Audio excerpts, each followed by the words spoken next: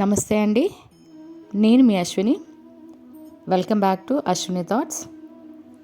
మనకి జనవరి 10 శుక్రవారం ముక్కోటి ఏకాదశి.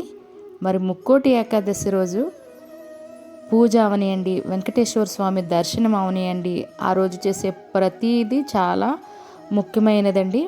మరి ఈరోజు చేసే ఏకాదశి పూజ వల్ల మనము 3 కోట్ల ఏకాదశులు చేసిన పూజా ఫలితం అయితే పొందుతాము.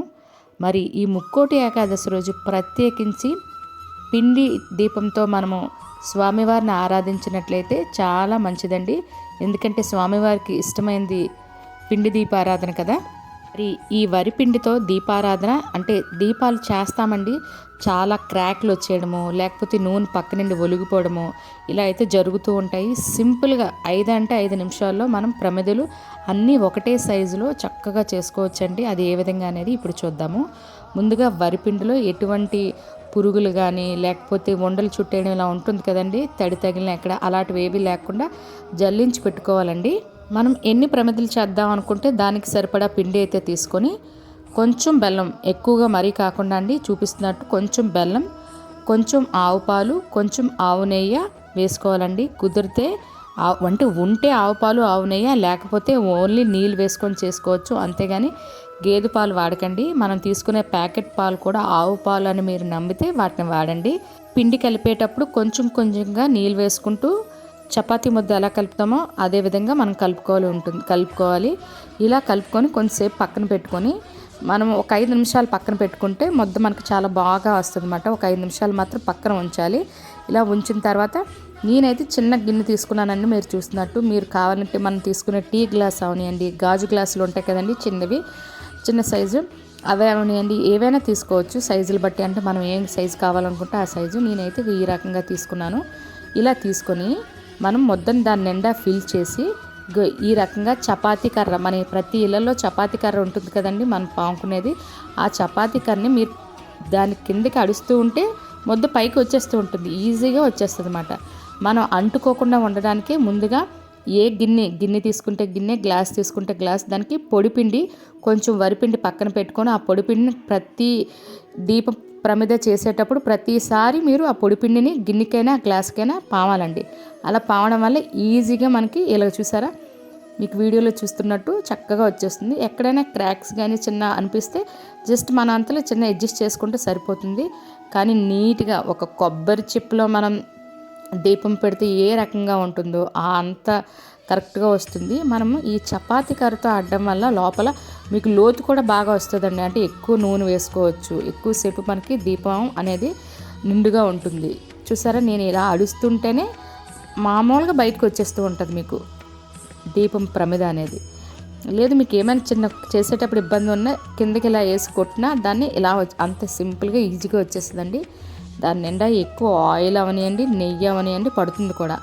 చూసారు కదా, నేనైతే పూజకి ఈ రకంగా 5 నిమిషాల్లో ప్రమిదలు తయారు చేసేసుకున్నానండి. ఇప్పుడు దీన్ని మనకి నచ్చిన విధంగా అలంకరణ అనేది చేసుకోవచ్చు.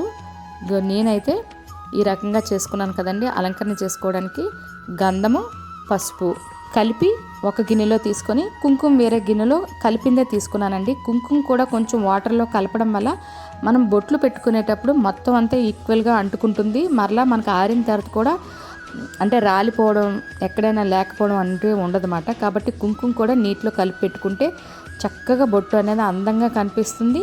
మరలా మనకు నీట్గా మొత్తం అంతా ఉంటుంది. ఈ విధంగా గోవిందనామాలను అయితే అన్ని ప్రమిదలకు మొత్తం పెట్టుకుంటున్నానండి. ఈ రకంగా కుంకుమైన గంధమైన కలిపేటప్పుడు కొంచెం నీరు వేసుకొని చిక్కగా కలుపుకుంటే బొట్టు కూడా నీట్గా అనేది ఉంటుందండి, కారిపోకుండా నీట్గా వస్తుంది. మనం పెట్టుకునేటప్పుడు ఇలా అగరవత్తితో అయినా లేదా ఇయర్ బడ్స్ ఉంటాయి కదండి, దాంతో అయినా పెడితే నీట్గా ఉంటుంది. మనకు నచ్చినట్టు మనకి ఎన్ని రకాలుగా కావాలంటే మనకి మన ఇష్టం అండి, డిజైన్ ఎలా వేసుకుంటే అలాగా. నేనైతే ఈ రకంగా గోవిందనామాలు మరియు బొట్లతో పెట్టుకుంటున్నాను అనమాట. చూసారు కదా, సింపుల్గా మీకు నచ్చినట్టు ఏ విధంగానే పెట్టుకోవచ్చు. ఈ రకంగా అయితే నేను ప్రమిదలన్నీ రెడీ చేసుకున్నానండి. మనం పూజా మండపం అది రెడీ చేసుకునే లోపు ఈ బొట్లు కూడా ఆరిపోతే చక్కగా నేను అఖండ దీపాన్ని కూడా పిండి ప్రమిదతో ఈ రకంగా తయారు చేసుకున్నాను. మనకు రోజంతా ఏకాదశి ద్వాదశి వరకు కూడా దీపారాధనకి సరిపడే నూనె వేసుకోవడానికి ప్రమిద సరిపోతుంది. ఇవి చూసారు కదండి, మనకు అచ్చ కొబ్బరి ముక్కలతో దీపం పెట్టామా అన్నట్టు ఉంటాయండి. అంత చక్కగా ఎక్కువ నూనె నెయ్యి అయినా పడుతుంది. పిండి ప్రమిద పెట్టినప్పుడు కూడా మనం కిందన మట్టి ప్రమిద అయినా లేదా తమలపాకైనా పెట్టుకోవాల్సి ఉంటుంది ప్రమిద దీపారాధన చేసేటప్పుడు. సింపుల్గా మీరు కూడా ఏకాదశి పూజ చేసేటప్పుడు ఈ రకంగా ప్రమిదలు అయితే ఈజీగా 5 మినిట్స్లో తయారు చేసుకోండి.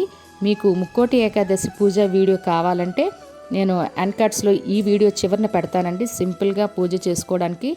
అదేవిధంగా ఏకాదశి పూజ సమయాలు మరియు ఏకాదశి రోజు ఉపవాసం ఉంటే ఉపవాస నియమాలు, ఉపవాసం ఉండే సమయం, ఏ సమయం వరకు ఉండాలి, ఏ సమయం ఉపవాసం వదలాలి అనేవి కూడా నేను మీకు వీడియో చేసి పెట్టానండి. దాన్ని అన్కట్స్లో పెడతాను, తప్పకుండా చూడండి. చూసారు కదండి, ఈ వీడియో అయితే మీకు ఉపయోగపడుతుంది అనుకుంటున్నాను. మీకు ఈ వీడియో నచ్చినట్లయితే మీ ఫ్రెండ్స్ అండ్ ఫ్యామిలీ మెంబర్స్కి ఫార్వర్డ్ చేయండి. మరలా రేపు మరొక కొత్త వీడియోతో కలుద్దాం. ధన్యవాదములు.